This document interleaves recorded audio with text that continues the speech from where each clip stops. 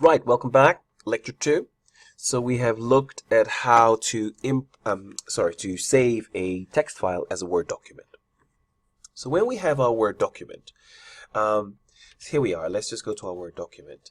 The very first step of this whole mail merger process is to this area here called mailings. Remember that? It's called mailings.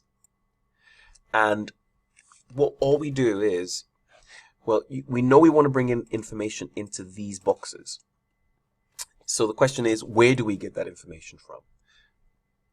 Because we're not going to type it in manually, it means we have a list somewhere. So we go to mailings, and because we're dealing with letters, it is actually you literally just follow the steps and you'll see all of these light up as we go along. So we go to mailings, and we come here and we start off where it says Start Mail Merge. And we click.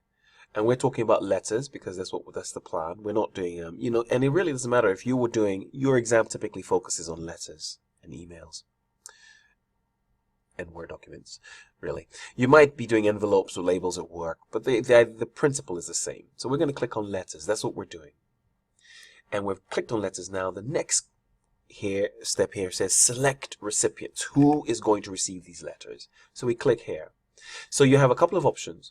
Do you have a list on your database, if you like, on Outlook? You can type a new list straight away, but your examiner wants you to use an existing list. So you click on Use Existing List, and what your computer does, it says, where is that list? Give us the list. So we can bring it in, so we can import it into Word. Now, you could import from a range of places. Right, and that's the important thing. So we will go to let's just go through this very, let's just see where we could import from. So you could import, there's nothing impossible, there's nothing stopping you from importing from a text file. Yes, so that text file, I hope you remember that this orders, remember this was a text file. So I could import straight from a text file, and all I did, if you remember, all I simply did was, from my Word document, I literally just went, select, use existing list. I just went along and just picked what it is I was, importing from. And let's have a look, and let's see if it did import it in. And that's my list. Can you see? It's actually telling me the source as well. And that's my list, and I can scroll across, and because the next step really says, edit the recipient list. Right? And that's the list from my text file. And here it says edit, so the idea really is that, well, pick who it is you want to send these letters to. Are you sending it to all of them? That's great. You can tick, you can untick, you could almost sort again. It's almost like a sorting sort of thing. Here you could pick, this is, you could sort, and by sorting you could pick who it was you were interested in and who it was you weren't interested in. Yes. So so that's how we import from a text file. Yeah, so that's how we import from a text file. Let's import from another file. Yes. So I use another existing list. I'll go back to, because I've created 3 for you, so you can see where the examiner could ask you to import from anyway. It really doesn't matter. The key point is that you go through the steps, the correct steps, and you'll get there in the end. You won't make a mistake. So here we are, lecture 6. So I've gone from the text file. Yes, it's not impossible for him to ask you to import from an Excel file. Yes, and literally. So let's just look at the Excel file that I'm interested in now. Yes, and this Excel file has, if you like, yes, book 1, sheet 1 has a list of names, very similar to my text file. All I actually did was import the text file into Excel. And so you could be importing straight from here. So you go into your Word document again, go to mailings, go to sales, select recipients, use existing list, and you literally look for the file. Yes, and the file is sitting all the way in here.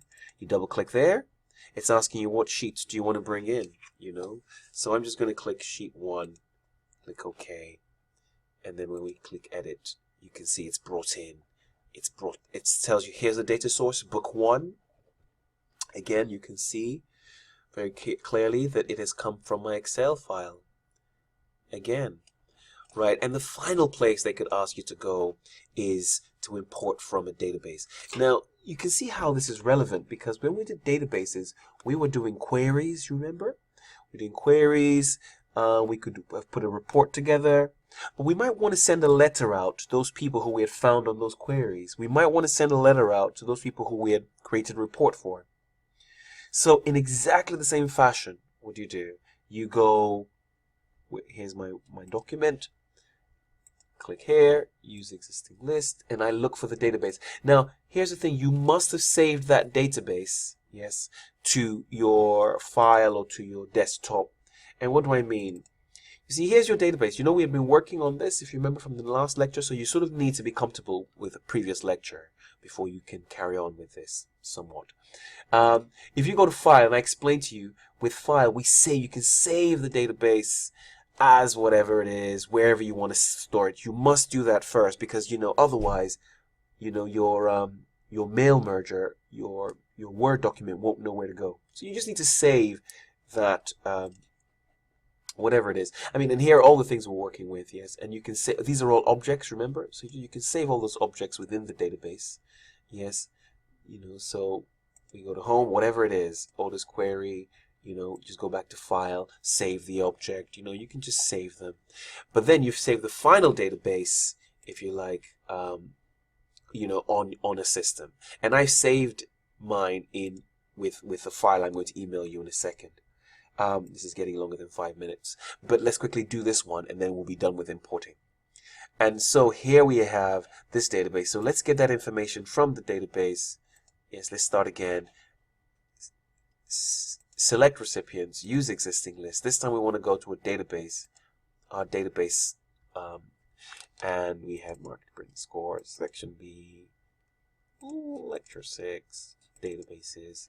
And it's asking you, well, which of these do you want? Is it the query or the orders? And I'm just going to go orders because I want to bring everyone in.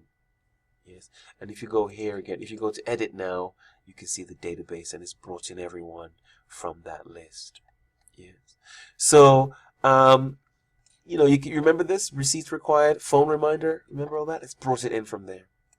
So that is how to import information you know, into there. So that's that. In the next lecture, we'll actually begin our mail merging. Okay, great stuff. See you then.